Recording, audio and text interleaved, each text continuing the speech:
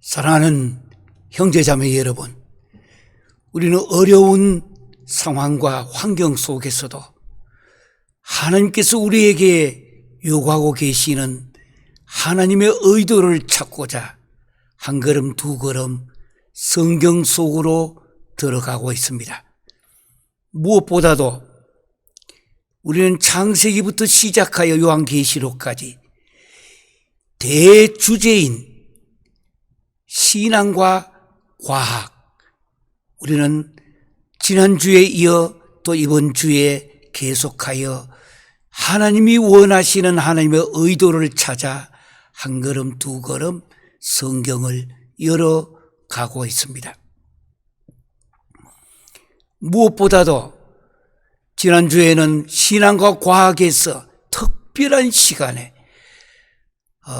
톨레도트라고 하는 질문에 대하여 1차적인 해답을 우리는 했고, 앞으로 계속하여 이 톨레도트도 깊게 우리가 문을 열고 들어갈 것입니다. 왜냐하면 성경을 보는 눈이 하나님의 이 의도가 무엇이냐를, 다른 말 바꾸면 히브리식 사고와 히브리식 체연에 근거하여 우리는 확실한 근거를 가지고 들어가고 있는 것입니다. 오늘 또한 히브리식 사고와 히브리식 체연에 근거하여, 왜냐 성경 자체가 그 바탕 위에 하나님께서 기록해 주셨기 때문에, 성경은 하나님의 계시입니다. 기독교는 계시의 종교입니다. 그런 까닭에 계시에 눈을 뜨면서 성경 원어적인 측면은 특별히 히브리식 사고와 히브리식 체연에 맞추어 구약과 신약 전체를 한눈에 보며 우리는 계속해 나갈 것입니다. 주의해야 될 것은 요즘 한국에서나 특별히 유튜브에서 아주 굉장하게 강조하고 있는 가운데 구약은 찢어버리라고, 신약, 이제는 계약이 신약, 새로운 계약을 맺어주었기 때문에 구약은 소용없다고, 아주 잘못된 성경 해석입니다. 마태복음 5장에 보면은 주님이 친히 구약과 신약의 연결성을 말씀하면서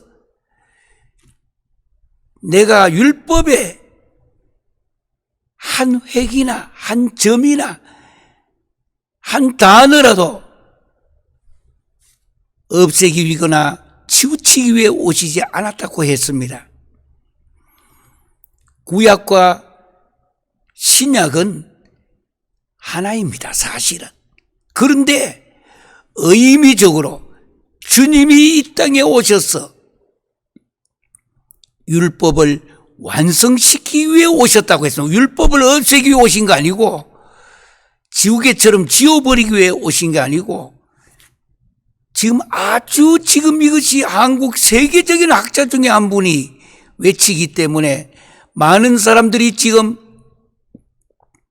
잘못된 길로 발걸음을 옮기는 내용들, 또 질문도 많이 돌았습니다. 앞으로 그 문제를 확실하게 구약과 신약과의 관계, 그리고 주님이 친히 무엇이라고 말씀하고 있느냐를 우리는 찾아갈 것입니다.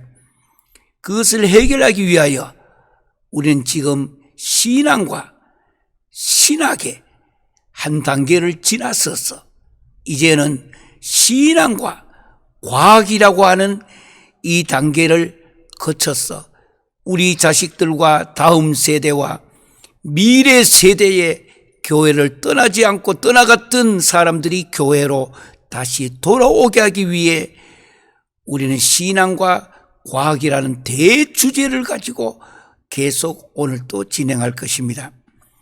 먼저 공동체는 같은 신앙 고백이 필요합니다. 우리 다 함께 사도신경으로 신앙 고백하도록 하시겠습니다. 나는 전능하신 아버지 하나님 천지의 창조주를 믿습니다. 나는 그의 유일하신 아들 우리 주 예수 그리스도를 믿습니다.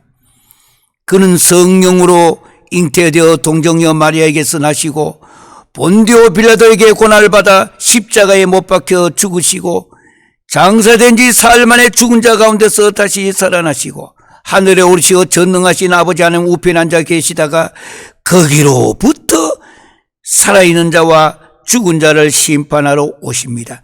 나는 성령을 믿으며 거룩한 공교회와 성도의 교제와 죄를 용서받는 것과 몸의 부활과 영생을 믿습니다.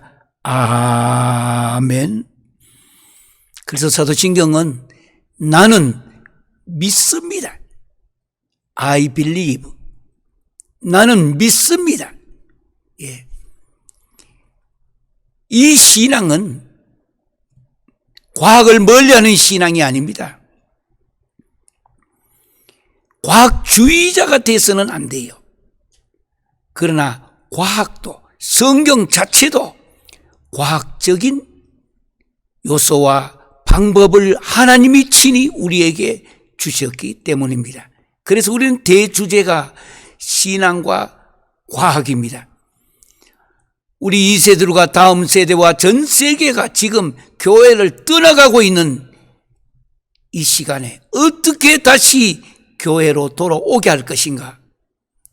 신학과 교회가 근본 문제의 해답을 힘들어도 주기로 결정하고 이제 하나님께서 어떻게 우리에게 말씀하고 계시는가? 성경이 무엇이라고 말씀하고 계시는가? 그 점을 신학교도 회피해서 안 됩니다.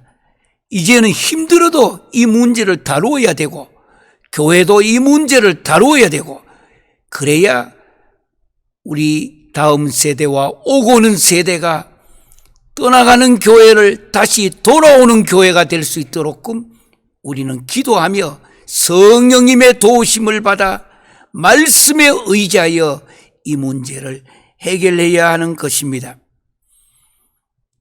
오늘은 또 지난주에 계속 이어서 성경 본문은 지난주에 묵상했던 같은 본문입니다. 창세기 1장 6절에서 8절까지입니다. 하나님이 이르시되 물 가운데에 궁창이 있어 물과 물로 나뉘리라 하시고 하나님이 궁창을 만드사 궁창 아래의 물과 궁창 위의 물로 나뉘게 하시니 그대로 되니라. 궁창 아래의 물은 어느 것이고 궁창 위의 물은 또 어느 것인가? 아니 지금 현재 지구촌에 있는 이 물 말고도 또 물이 있단 말인가?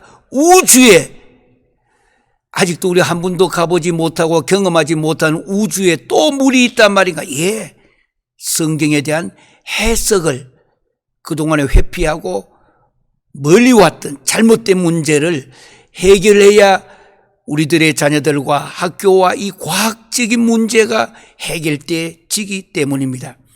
신앙과 과학을 컴프로마이즈 짬뽕시키면 안 돼요. 그 문제가 아닙니다. 지금까지 과학의 의미를 자꾸 두려워하고 멀리했던 것입니다. 그게 아니고 성경 자체도 과학의 문제를 다루고 있는 것이 상당히 많다는 것을 기억하셔야 됩니다. 그래서 오늘 여기 2장 6, 7, 8 다시 한번 함께 우리 읽어보겠습니다. 하나님이 이르시되 물 가운데에 궁창이 있어 물과 물로 나뉘라 하시고 나누어집니다. 하나님이 궁창을 만드사 궁창 아래의 물과 궁창 위의 물로 나뉘게 하시니 그대로 되니라. 말씀입니다. 기독교는 말씀의 종교입니다. 다른 말로 하면 계시의 종교입니다. 8절에 보면 하나님이 궁창을 하늘이라 부르시니라. 성경에는 창세기 1장 1절에 태초에 하나님이 천지를 할 때 천은 단수가 아니고 복수입니다. 천들입니다. 하샤마임, 하샤마임, 하샤마임.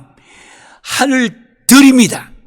그러니까 하늘들. 우리가 지금 눈으로 볼 수 있는 이 하늘만 아닙니다. 저 우주. 도무지 인간의 지금의 지식으로는 설명도 다 하지 못하고 가지도 못하는 저 우주. 하늘들입니다. 그래서 8절에 궁창을 하늘이라 부르시고, 하늘이란 단어 기억해 주세요. 하샤마임. 단수가 아니고 복수라고 하는 것. 우리가 보고 있는 이 해와 달과 이 천지, 우리가 지금 볼 수 있는 요 천, 이 문제가 아니고 하늘들, 천들이라는 걸 기억해 두시고, 저녁이 되고 아침이 되니 이는 둘째 날이니라. 그래서 지난주에 이어서 둘째 날이니라, 이것을 지난주에 일부에는 특히 어려운 질문에 해당이 되는 하나님이 말씀하셨다. 대략 이러이러하니라. 창세기도 크게 10개의 톨레도스로 돼 있다라고 했습니다. 대략 이러이러하니라. 톨레도트. 그래서 창세기를 제대로 우리와 같은 지식 말고 히브리식 사고와 히브리식 체연으로 히브리인들의 문학 구조와 그들의 의식 구조로 성경을 본다면 창세기 전체는 1장부터 시작하여 거기 나오는 2장 3절까지는 천지 창조에 대한 문제였는데, 그 뒤에 4절부터 시작하여는 하나의 스토리, 대략 이러하느라, 이러이러한 계본이라. 그래서 마태복음 보면 낳고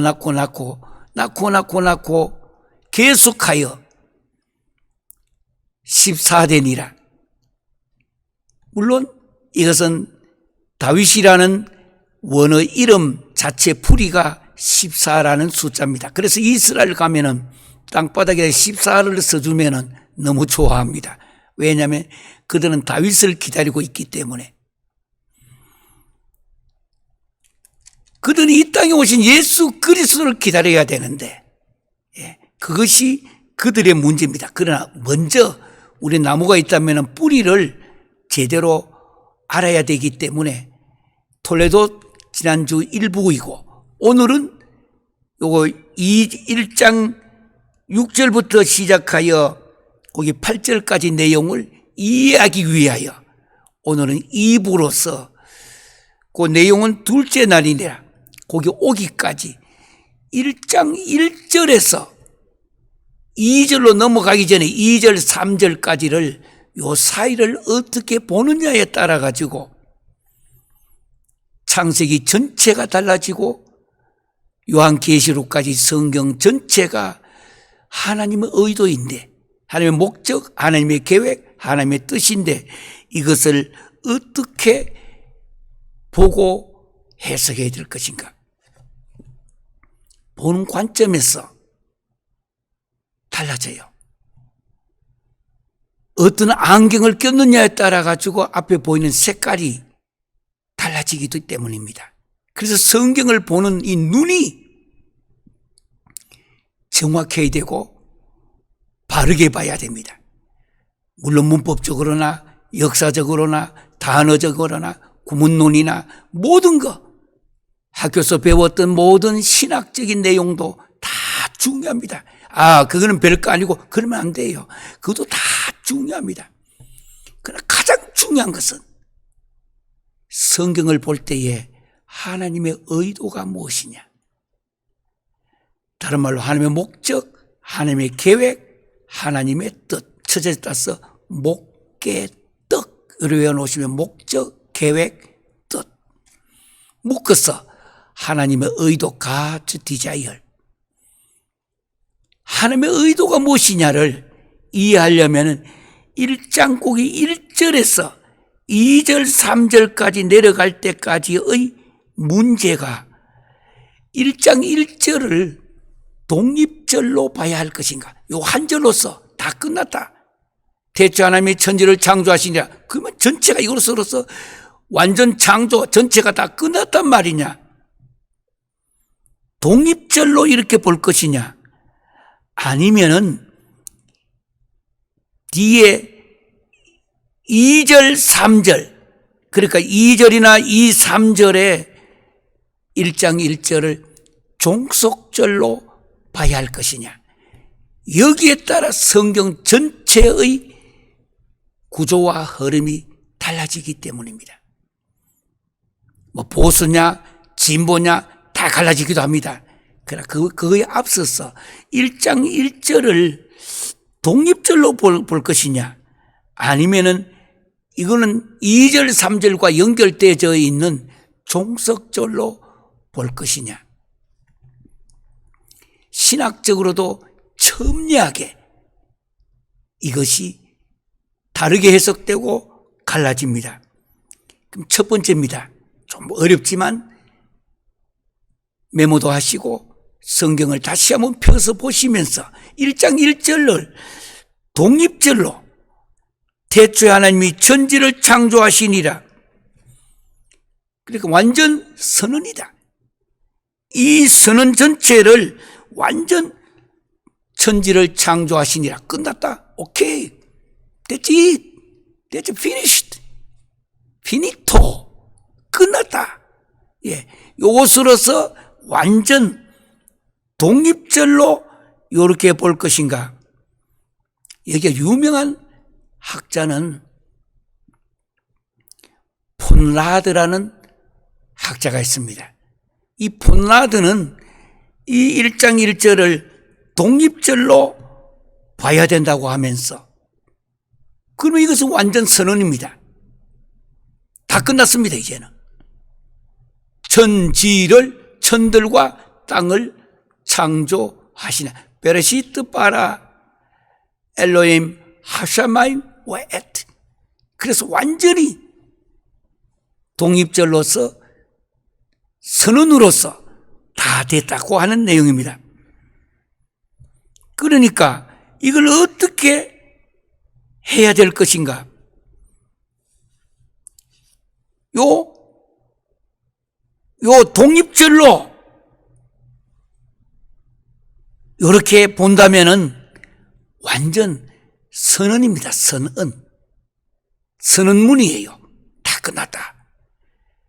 대체로 신학교에 예전에 보수적인 신학교 다녔던 분들은 대체로 이렇게 이야기하는 것입니다.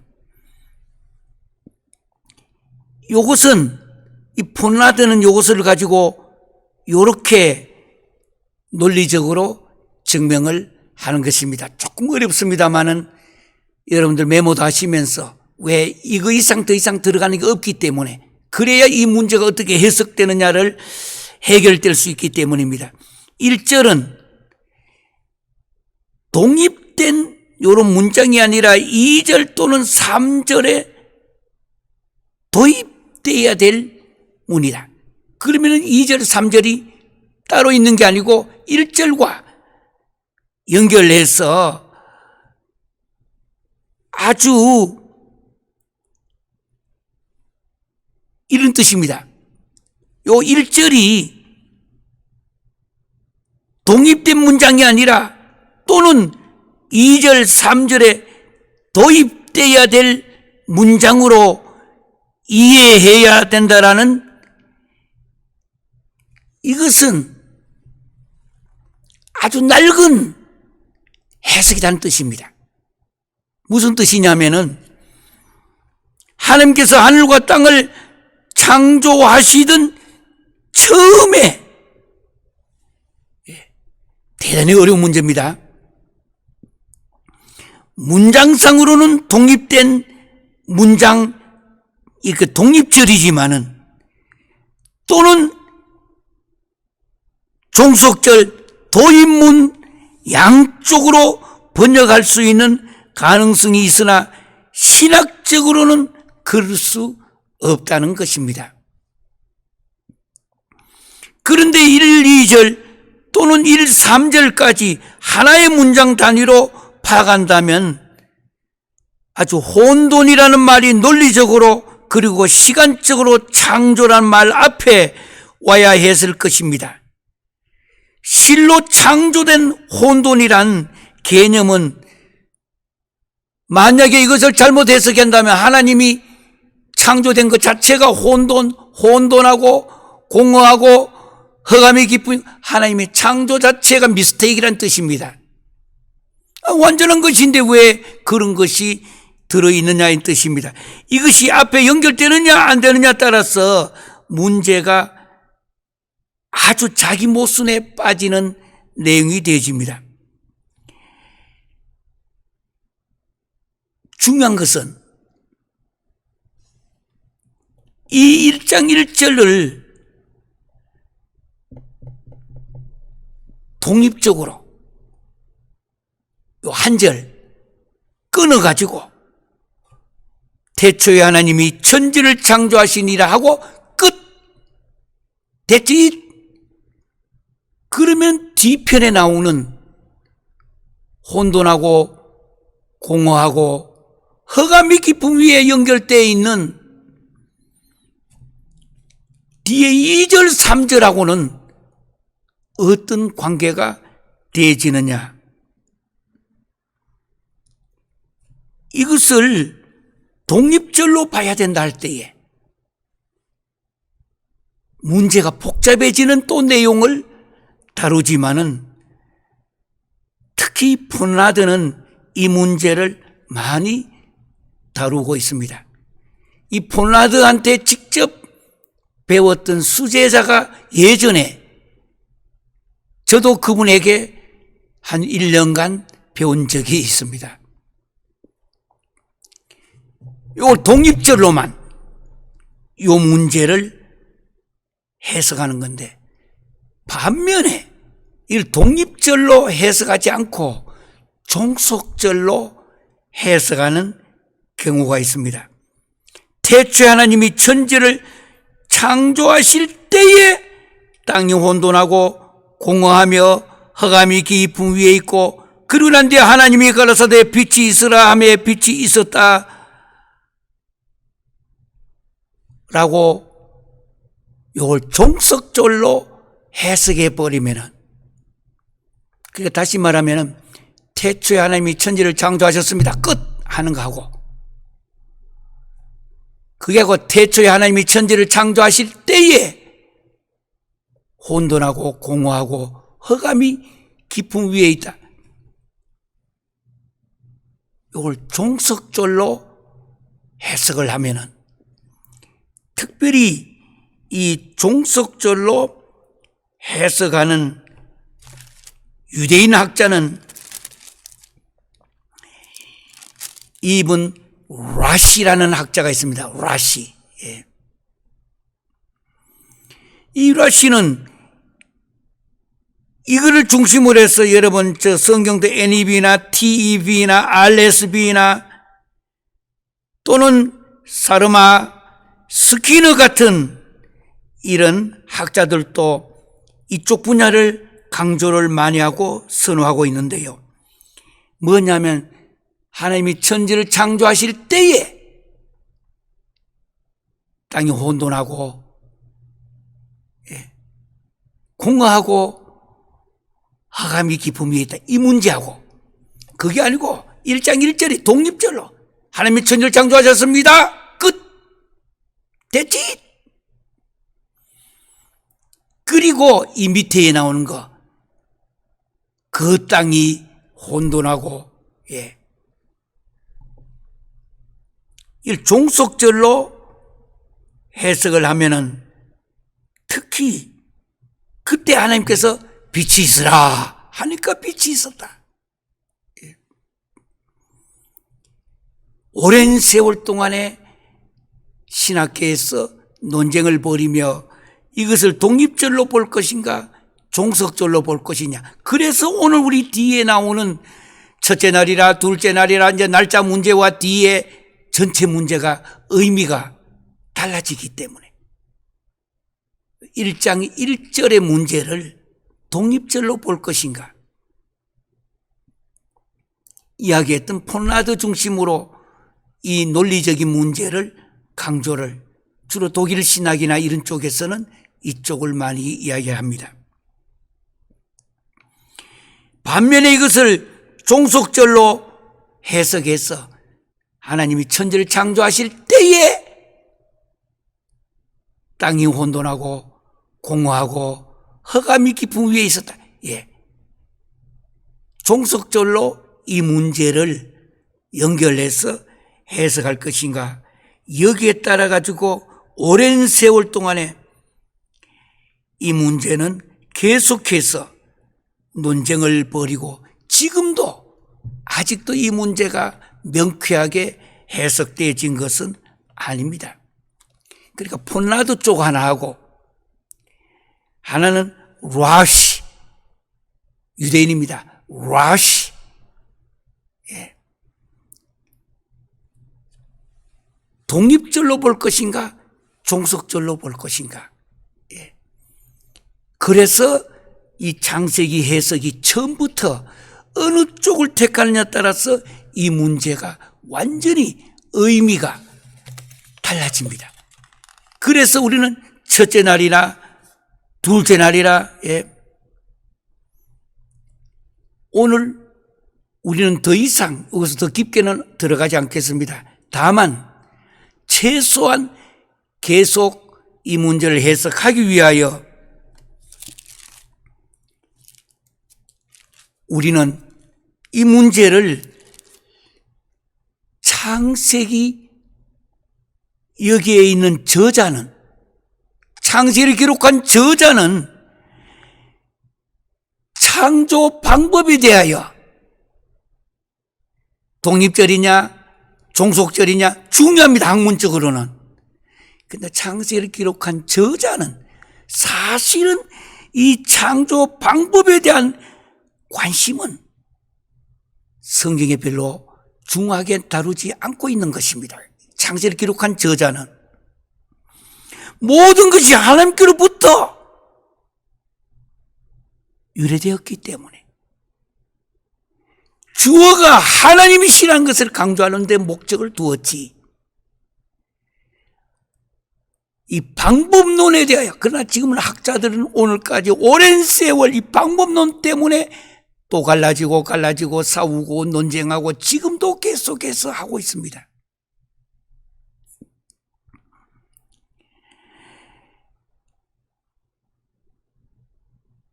그래서 1장 1절이 2, 3절에 종속절이냐 또 아니면은 이걸 어떻게 봐야 할 것인가.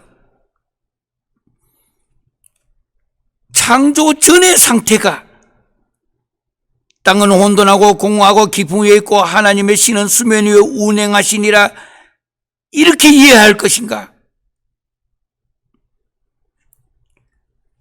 그러니까 이 내용을 보면은 이미 창조 전에 혼돈하고 공허하고 땅이 있었고 흑암과 물도 있었음을 의미하게 되는 것입니다. 왜 이 문제가 중요하냐. 저 뒤에 이사야 14장 12절에서 17절까지 가보면은 창조된 세계가 사탄에 의하여 혼돈되었다라는 내용이 연결되기 때문입니다. 창세기 자체가 아니라 이사야에 가보면은 이 문제가, 그러니까 창조 전에 혼돈하고 공허한 땅이 있었고 흑암과 물도 있었음을 의미하게 되는데, 이 모든 것은 사탄에 의하여 이렇게 혼돈되고 이렇게 됐는데 1장 3절, 창세기 1장 3절에 가서 다시 이 창조는 아주 복구설이라고 합니다. 어려운 말로.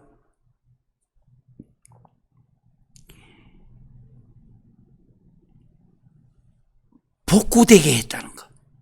다시 이렇게 복구되었다. 거기서 더 나가서 현재 미국의 신학의 중심을 거의 이루고 있는 간격설의 갭티어리로 연결되어져서 제2창조의 근거라고 이야기하는 것입니다.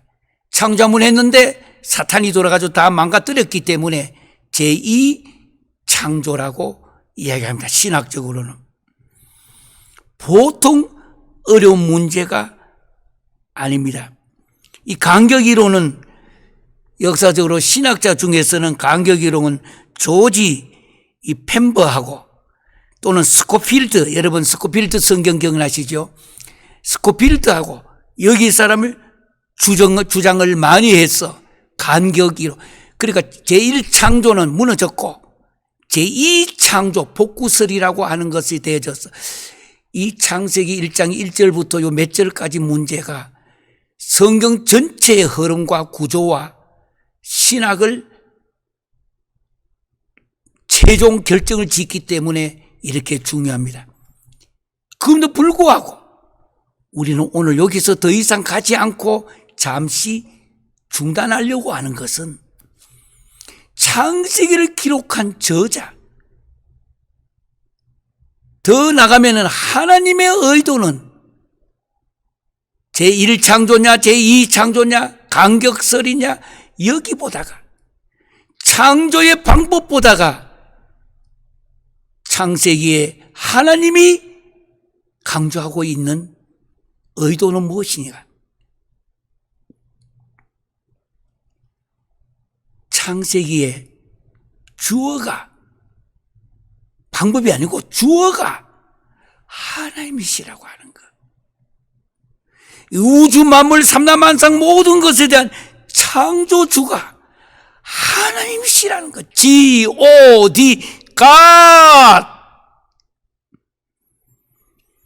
창조주 하나님의 문제를 강조하고 있지 여기에 대한 방법론이 전체를 이끌어가고 있는 것이 원어적인 창세기가 아니라고 하는 것. 그래서 우리는 오늘 조금 전에 읽었던 창세기 1장 6절부터 8절까지 이는 둘째 날이니라. 우리는 첫째 날, 둘째 날로 들어갈 수 있는 것은 이 날에 대한 문제도 중요는 합니다. 그러나 더 중요한 것, 여기 제가 지금 강조하고 있는 거 놓치지 마세요. 제가 창세기부터 요한계시록까지 신앙과 신학을 넘어서서 신앙과 이제는 과학의 문제를 다루어 나가는 데 있어서 과학은 중요합니다. 그러나 더 중요한 것은 그 주인이 누구냐고 하는 것. 주어가 무엇이냐 하는 서브젝트. 방법보다가 이 세상 우주 만물 모든 삼라만성은 쉽게 하면 도구예요. 도구. 주어는 G-O-D, God. 우리는 깊이 있게 공부도 해야 합니다. 또 들어가야 됩니다. 그래서 잠시 우리는 고요까지 하고 바로 본문으로 들어가는 이유는 성경 전체의 주인 되시는 갓 문제를 잠시라도 혼돈하거나 잠시라도 논쟁 속에 끌어넣어서 갓의 문제를 약화시키고 있는 것이 이 시대의 신학과 이 시대의 신앙의 문제점이란 걸 이야기하려고 하는 것입니다. 문제는 하나님이 이 우주 만물 삼라만상 천지를 창조하신 주어가 하나님이시라고 하는 것. 하나님. 오늘 둘째 날입니다. 둘째 날에 무엇이 있느냐? 중요합니다. 그러나 더 중요한 거가 둘째 날을 만드신 하나님을 우리는 놓지 말라고 하는 것. 하나님을 우리의 신앙의 과학의 중심이 되어야 된다라는 뜻을 강조하기 위해 이 문제를 여기까지 하고 본문을 우리가 다시 볼 것입니다. 물론 톨레도스를 통해서 모든 걸 통해서 핵심은 하나님을 찾는 것입니다. 하나님을 놓치면 다 잃어버립니다. 신학적으로 요한계시록에 가보면은 수많은 천년왕국설도 있고 전천년설, 후천년설, 무천년설, 중간 천년설이 또 있습니다. 여기에 7년 대환란에 대한 문제도 나옵니다. 다니엘서와 요한계시록까지 연결되어진 이 모든 문제를 바라볼 때에 숲도 중요합니다. 뿌리도 중요합니다. 나무 가지도 중요합니다. 더 중요한 것은 그 나무를 만드신 하나님을 순간적으로도 요즘 신학과 논쟁에 대해서는 늦게 가면 하나님이 어디 가신지 안 보여요. 신앙과 과학의 핵심이 되는 문제가 하나님이시라는 것. 그러기 위해서는 우리가 본문을 잠깐만 한번 보겠습니다. 하나님이 이르시되 물 가운데에 궁창이 있어 물과 물로 나뉘라 하시고, 궁창 아래에 물이 있고, 우리 인간이 과학적으로 지금 다 볼 수 있는, 현재 공부할 수 있고 연구할 수 있는, 이것도 전체는 아닙니다만 그래도 어느 정도 볼 수 있는 이 물입니다. 노아 홍수 때에 이 땅 속에까지 있는 물이 다 올라오고 하늘에 있는 물이 땅으로 막 쏟아지고 그 물이에요. 궁창 아래에 있는 물. 왜 제가 이것을 자꾸 강조하느냐? 자칫 인간의 이 머리가, 과학이 하나님을 만들려고 할까 봐. 인간의 이 신앙이 이 하나님을 더 믿고 더 찾아가기 위한 것인데 자칫 우리 손바닥 위에다가 하나님을 올려두려고 할까 봐 첫 번째 이 문제가 바로 세워져야 돼요. 궁창 아래도 물 있고 궁창 위에도 물이 있는데 이 궁창 위에 물, 우주에, 지금 우리가 아직 가보지 못한 저 우주에도 아주 어마어마한 10년 물이 있습니다. 거의 궁창 아래에 있는 물은 노아 홍수 때에 다 쏟아졌습니다. 거의 이 땅에 막 쏟아져서 그때의 홍수가 어디까지 났느냐, 이건 또 과학자들이 연구해가지고 미국에 있는 그랜드 캐년, 거기에도 홍수가 나가지고 이렇게 갈라지고 했다. 물이 여기까지 왔다. 또 어디까지 있었다. 아라라산 꼭대기까지 있다. 아라라산은 또 어디 있느냐. 야, 이거는 과학적으로 찾아가면 되는 거예요. 더 중요한 것은 이 궁창 아래의 물이 땅에 쏟아져서 완전히 이 땅 전체가 홍수로 말미암아 심판의 모습이 주어질 때에 물은 과학적으로 연구되어져야 됩니다. 신앙은 이 가운데 하나님은 무엇을 하셨는가? 왜 하나님은 이 땅에 이렇게 거대한 홍수를 내리게 해서 모든 이 땅 전체가 물속에 잠기게 만들고 했느냐? 핵심은 홍수가 아니에요. 죄에 대한 하나님의 심판의 문제입니다.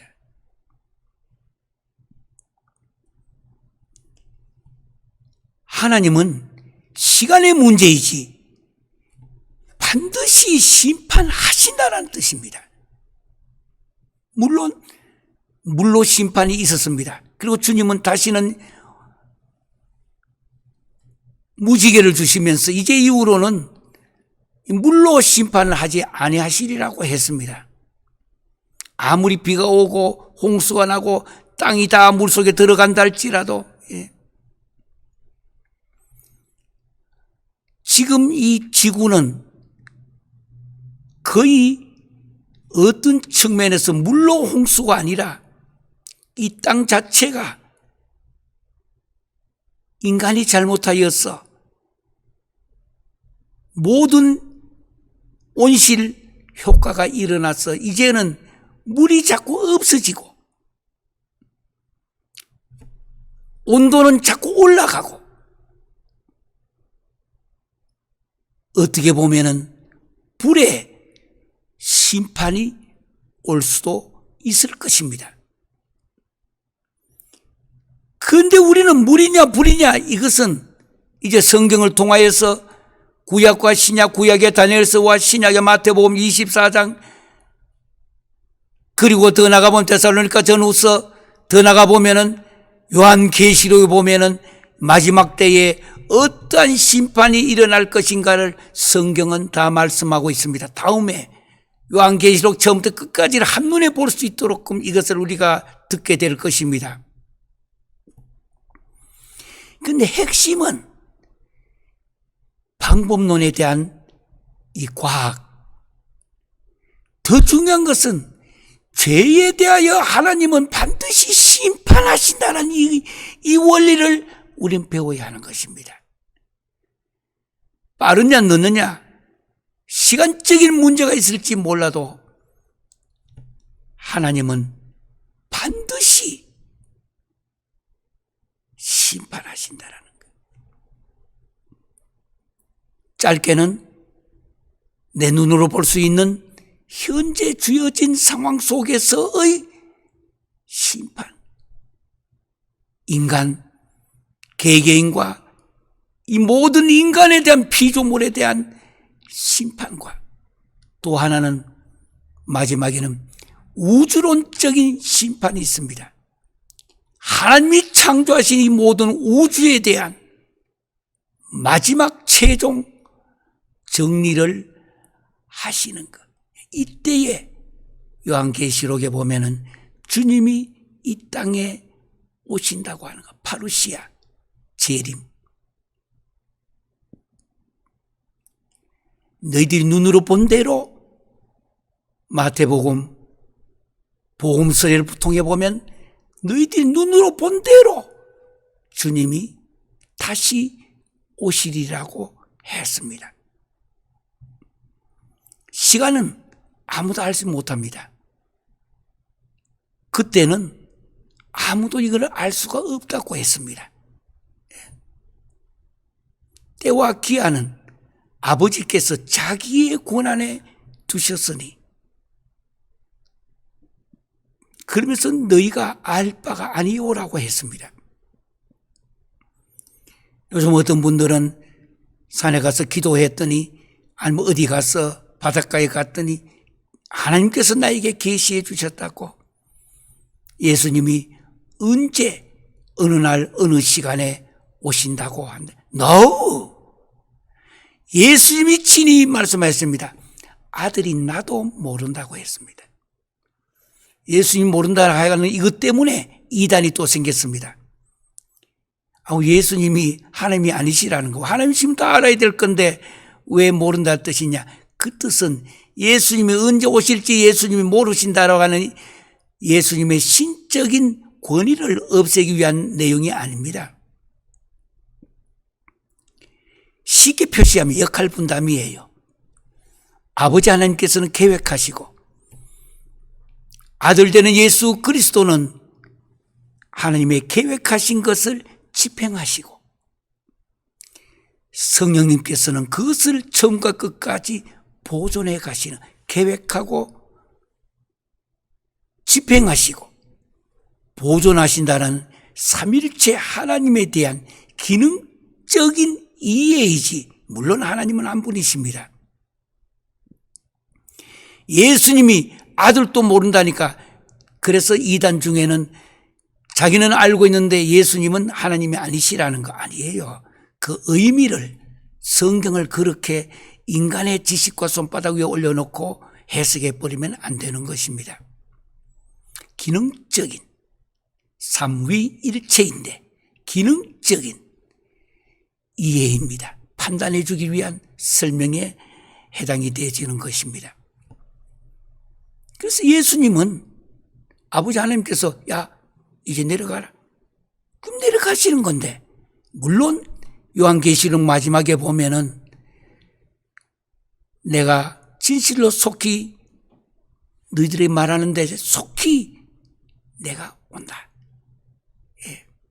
내가 이 땅에 에르코마이 타퀴 속히 온다. 이 현재형이에요. 예수님의 재림은 미래입니다. 그러나 인간이 생각하는 시간의 미래이지 성경의 시간은 현재형입니다. 예수님의 재림은 이미 already 시작됐습니다.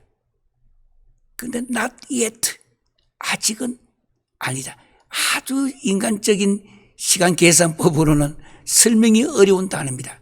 예수님이 내가 속히 이 땅에 오리라, 현재형을 써서 주님이 오신다라는 미래를 말씀하고 있는 것입니다.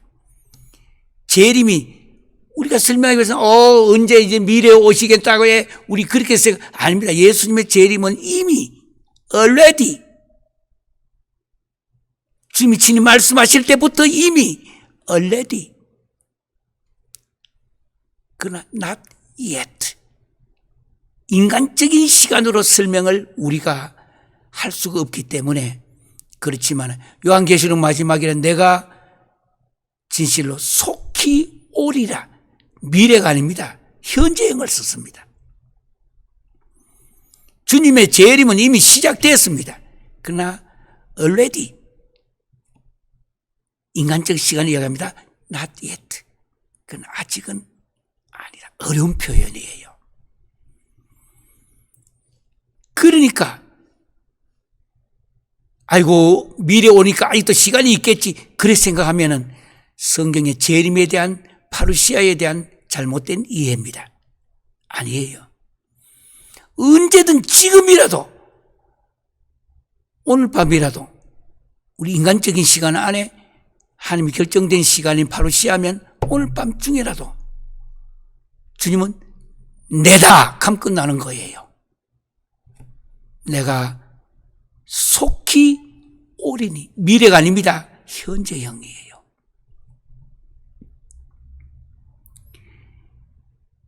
그래서 오늘 본문에 보면은 궁창 위에와 궁창 아래에 물을 두었습니다. 인간의 과학이에요. 이 과학적으로 이 문제를 우리는 가르쳐야 됩니다. 그래야 아이들이 다시 교회에 들어올 수 있는, 미래에 대한 교회를 찾아올 수 있는 교회로 다시 바꿔야 됩니다. 왜 교회를 떠나가는가? 성경은 신앙과 함께 과학이 같이 들어있다고 하는 것, 하나님이 주신 내용인데 오늘 마지막에 보면은 이런 말씀이 납니다. 하나님이 궁창을 하늘이라 부르시니라. 저 하늘이에요. 그런데 천들입니다. 천이 아니고. 저녁이 되고 아침이 되니 이는 둘째 날이니라. 오늘 또 밤은 찾아올 것이고 내일 아침에는 해가 뜰 것입니다. 밤이 오고 아침이 올 때에 우리는 이 땅에 주님이 현재형으로 오실 것이라는 것. 파루시아. 여기에 대하여 우리는 신앙과 과학에 대한 관심을 지금부터 더 많이 가져야 될 줄 생각합니다. 기도하시겠습니다. 사랑의 아버지 하나님, 은혜를 감사드립니다. 창세기를 보면서 창조에 대한 방법, 과학을 배워야 하되 우리가 더 조심해야 될 것은 창조에 대한 방법론이 아니라 창조주가 누구이신지, 창세기부터 요한계시록까지 우주 만물을 지금도 경영하시고 오늘 이 시간에도 나와 함께 하시며 마음 상한 자를 위로해 주시고 문제 있는 자를 해결시켜 주시고 이 땅에서 현재형으로 다시 오실 그 주님을 기다리며 신앙과 과학의 문제를 깊게 생각하며 걸어가기를 원합니다. 주님, 교회를 떠나가고 있는 이때에 교회로 돌아올 수 있도록 은혜를 베풀어 주시옵소서. 태초에 하나님이 하늘들과 땅을 창조하시니라. 이 방법론보다 그 창조주가 누군지를 찾으며 한 걸음 두 걸음 달려가기를 원합니다. 지금은 우리 주 예수 그리스도의 은혜와 아버지 하나님의 극진하신 사랑과 성령님의 감동감화 내주 치유교통하신 역사가 눈을 열어 창조주를 찾게 하시고 눈을 열어 창조주의 그 밧줄을 잡고 한 걸음 두 걸음 천성을 향해 걸어가기로 결심하는 모든 성도들과 특별히 3세계 지금 이 시간에도 저 지하에서 예배를 드리는 수많은 지도자들 위해 이제부터 영원토록 함께할지어다. 아멘.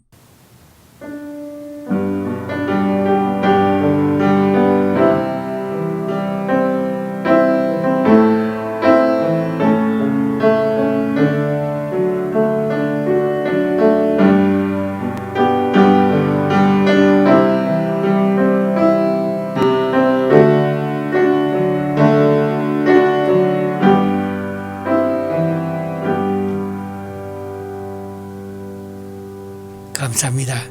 예수님 재림하시는 것을 파루시아라고 말합니다. 왼손 밑에 깔고 오른 엄지척을 하면서 파루시아 한번 하시겠습니다. 파루시아.